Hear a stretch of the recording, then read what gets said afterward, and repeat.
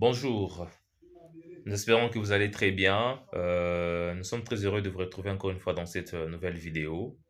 Nous vous disons aussi merci, merci, merci, parce que la communauté s'agrandit. Nous devenons de plus en plus nombreux, plus de 330, et ça fait vraiment plaisir.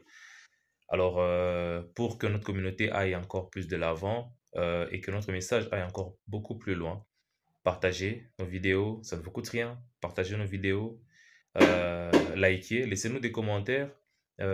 Aussi, abonnez-vous, ça ne vous coûte rien, juste quelques secondes, mais ça nous fait plaisir et ça fait vivre la communauté et ça fait en sorte que notre message aille de l'avant et aille encore beaucoup plus loin.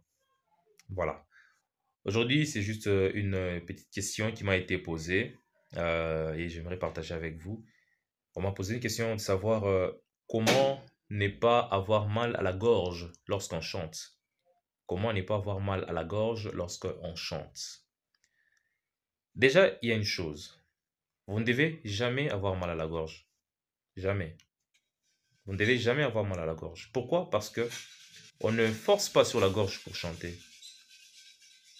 On ne force pas la voix, on soutient la voix. C'est-à-dire, nous devons travailler notre soutien vocal, notre ceinture abdominale, notre diaphragme, qui est notre muscle, qui est le muscle du chanteur, qui est ce muscle qui nous permet de chanter avec force, de soutenir la voix surtout. Et c'est très important de travailler, de chanter avec le ventre, comme on le dit. Très important de chanter avec le ventre. Au lieu de forcer sur la gorge, on doit beaucoup plus donner, beaucoup plus mettre notre force sur l'abdomen, sur notre diaphragme pour chanter correctement. Parce que si vous ne soutenez pas la voix correctement en bas, c'est-à-dire au niveau du ventre, automatiquement vous forcerez avec la gorge. Et en forçant avec la gorge, ça me crée des maladies parce qu'il y a beaucoup plus de tension. Ça me crée des maladies, ça irrite la voix et ça peut nous abîmer nos cordes vocales. Donc c'est ce que vous devez retenir d'abord. Principalement, il faut soutenir la voix. Soutenir la voix. Travaillez votre support vocal, votre soutien, votre diaphragme. Il faut les travailler très sérieusement.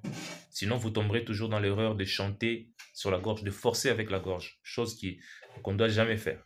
Jamais faire pour nous éviter des maladies. Deuxièmement, vous devez connaître votre tessiture. Ne chantez pas plus haut, ne chantez pas plus bas. Connaissez votre tessiture, votre étendue vocale, vos limites. Vous devez très bien les connaître, bien les maîtriser et chanter dans cet intervalle-là. Troisièmement, buvez beaucoup d'eau. Il faut vous hydrater. Hydratez votre gorge, plutôt vos cordes vocales pour que vous ne puissiez pas forcer sur la voix. Forcer sur la voix. Voilà vraiment ce que j'avais à partager avec vous.